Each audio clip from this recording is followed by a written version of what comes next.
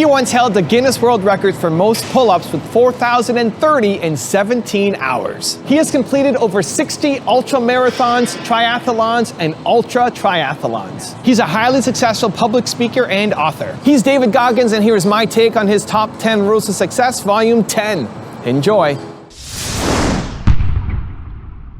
Okay, let's kick it off with rule number 1. Push yourself to the extreme.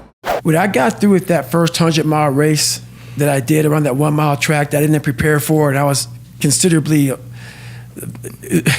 it was horrible. And I'll never forget, I found such peace and beauty. And I got done, I was in the worst pain of my life. And I got done and my wife pulled the car up on my ex-wife, pulled the car up on this little lawn, and I got in the back of it. And I got up the stairs. I'm not gonna go through the whole story, but I remember laying in the tub, and she put the shower on me, and I ran 101 miles in like 19 hours, and I was like peeing dirt out of me. And I'm sitting there, and I'm jackhammering, and my body is just the most broken it's ever been, even to this day. And this feeling came over me. Call it crazy if you want, but very few people, I guarantee, have ever felt this before, to push themselves so far outside of what they thought was even possible, even for me. I laid in that tub, and I didn't want it to go away. I had drained myself of every bit of strength, energy I had, and it was the best feeling I had in my life. All that pain, it was confirmation.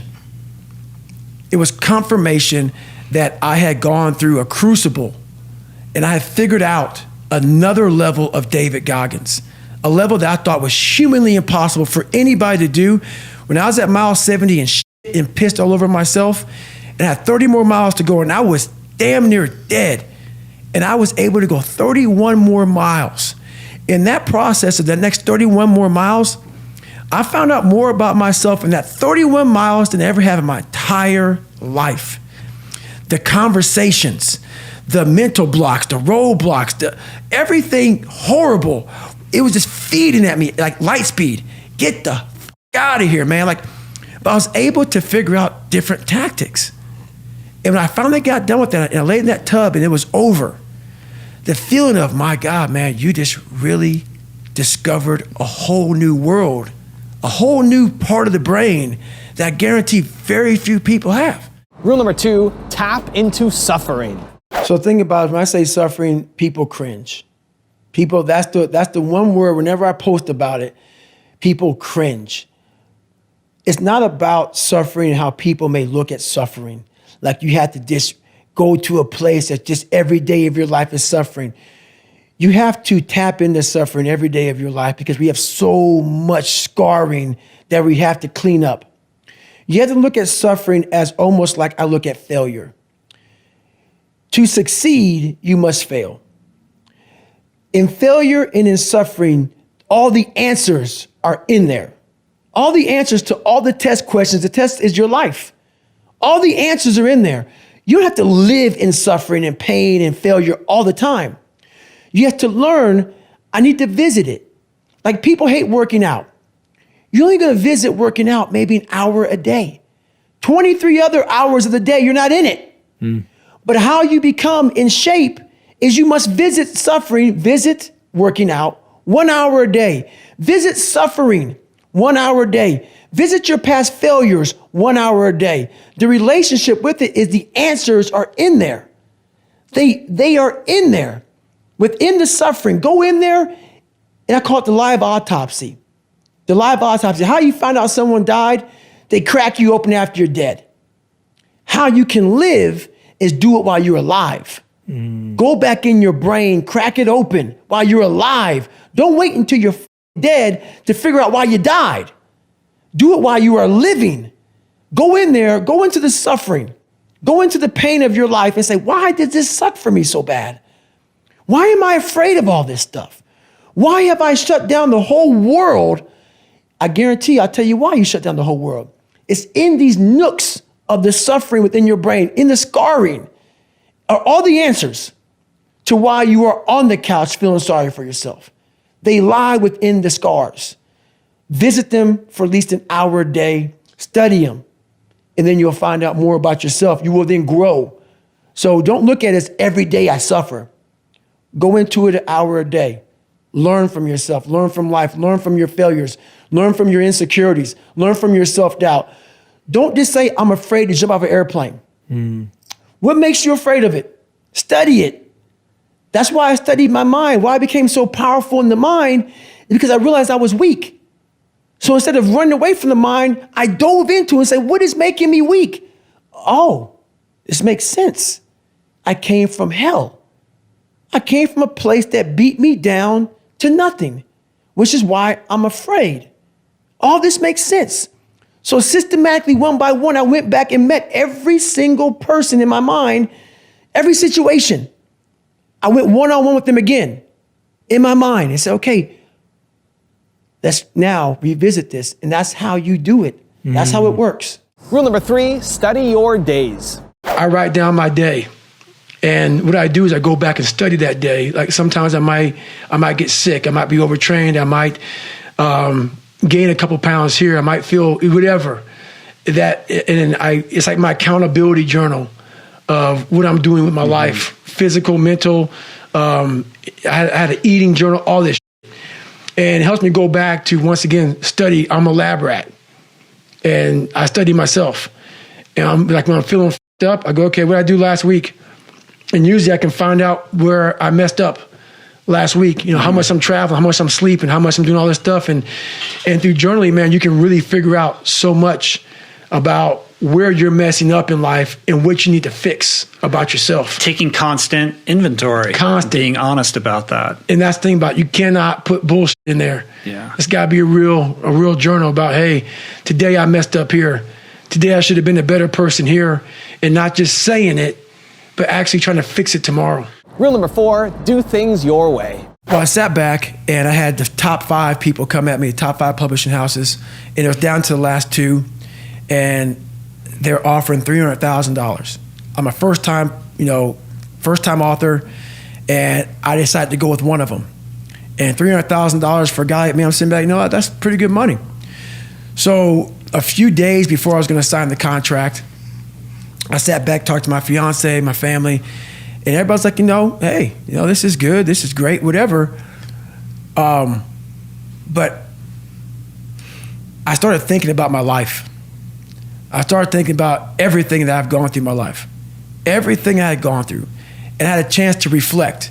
And that's one thing I never did in my life for long enough, is have time to reflect. I was always, what's next? What's next? What's next? What's next? What's next? Now that I'm retired, and you have a lot of time to look back on what you've done, where you started, where you're at now. And I said, you know what? This is not for sale. $300,000 isn't even a fraction of enough money to sell this. So I decided not to sign it, and I self-published. I pissed a lot of people off. I bet. And I said, I'm not signing this. I'm going to self-publish. And that's kind of how it came to be. I took that time to reflect, and I'd rather not make a dime. I read this book, and that's honest to God's truth. I am fine with the trophy I have in my mind. If you want to learn how to have more confidence, check out my 254 series. They're free. The links to join are in the description below. You will never learn from people if we always tap dance around the truth. Everything I didn't want to do is what got me to where I'm at today. What if I can become someone that no one thinks I can be? And just me talking about that, I have the hair going up on my arms. Rule number 5, constantly evolve. I never set out to write a book. When I was in the dungeon and no one was coming back to help me, I just wanted that reflection in that accountability mirror that I hated so badly to be something that gave me pride, to be something that made me feel. It's not about money. It's not about success. It's not about people. Oh my God, that's David Goggins. Sign my book. No. When I started this journey out years ago, it's about, I just want to learn to read. So now I'm at a place now where I see the possibilities of human potential. What are we capable of is the conversation now. The conversation now is, how can I now talk to people in a way they can understand the message that I have for so many people? For so many people. So that's the new conversation now, is that you are constantly evolving. You never stay, either you're getting better or you're getting worse, you're not staying the same. So for me, I have to constantly be getting better. I have to constantly be evolving my message. So I'm constantly thinking in the quietness of my mind. Rule number 6, be the best you can be. Honestly, my biggest fear to this day is, and I say it a lot, and it's going to heaven and being judged by God. And, you know, I believe that God knows everything about you. From the time you're born, when you're going to be born, when you're going to die, when you're going to graduate, buzz, whatever's going to happen to you, he knows all this. Some people never do what God knows you're capable of doing because we have choices.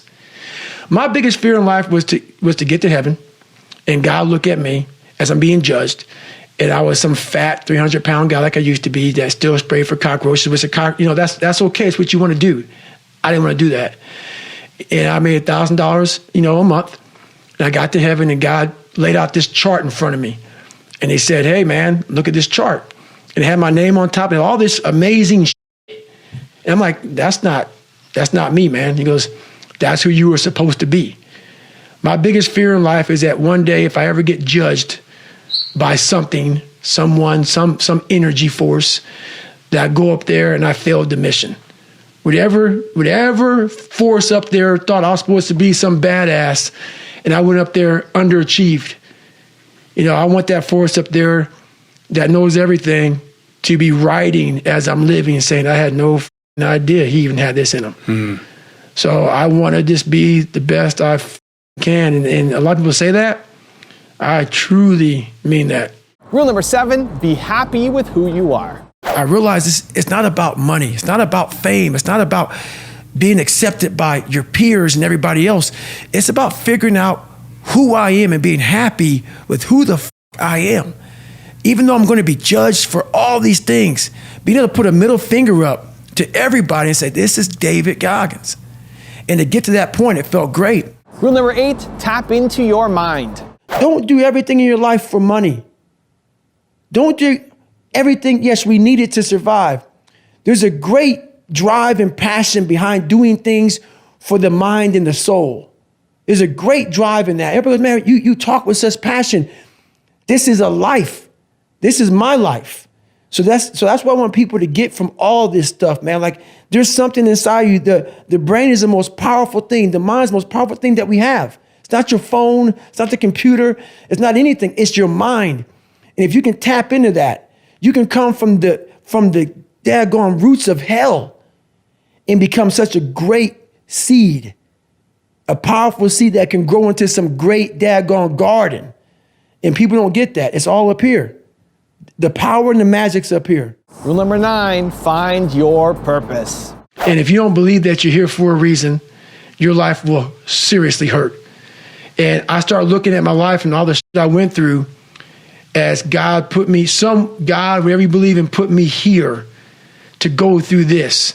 And now I see all the hundreds of thousands of lives I'm changing by the hell I went through. There's a lot of power in that. So my purpose, as I started going through this journey, instead of looking at like, woe is me, God, man, why why? I started looking at it as it's the perfect training ground. You knew exactly what you were doing. You knew exactly what the you were doing, obviously. You put me in every situation possible to tell a story that needed to be told. And rule number 10, the last one before a very special bonus clip, is don't care what cowards think. I get an email the other day. This young man wants to be a ranger, but he's afraid to go to ranger school. Not because how hard the training is, but because he's afraid if he fails, what people are going to say by judging him. One thing in life, this applies to everything in life. Anytime you move from being normal to trying to be exceptional, people aren't going to like that shit. Those normal people, it makes them feel like shit, so they're going to judge you. And nowadays, it's very easy to be a coward. Why? We got Instagram and shit. Most folks don't tell you to your face. They go online. They post about like cowards. Don't let cowards get in your head. And last thing, make sure you do you. Stay hard. Now, I've got a special bonus clip from David on how to fix yourself that I think you're gonna enjoy. But before that, it's time for the 3-point landing questions. Let's go from just watching the video to taking action. Here we go. Question number 1, which cowards do you need to stop paying attention to? Number 2, what is your purpose? And number 3, how can you be happy with who you are? People are trying to evolve. Let them evolve. Yes. Let them evolve. Don't bring them back don't bring them back where they came from. Yes. If someone wants to get better, don't bring them back to where you knew them when they were a piece of shit. Let them fly. And if you feel like hell because they went away and they escaped the hell that you all once lived in, fix yourself. Fix yourself. Don't hold them accountable because they got away. Don't constantly remind them that they were once here. Fix yourself. Because a lot of people feel like crap once people start to leave their little nest, like if you're an alcoholic and this guy says, I'm gonna stop drinking. You wanna bring him right back in. No, look at yourself in the mirror and say, wow, this guy's doing better. Take that feeling of feeling like shit and do something about it. Change your own life.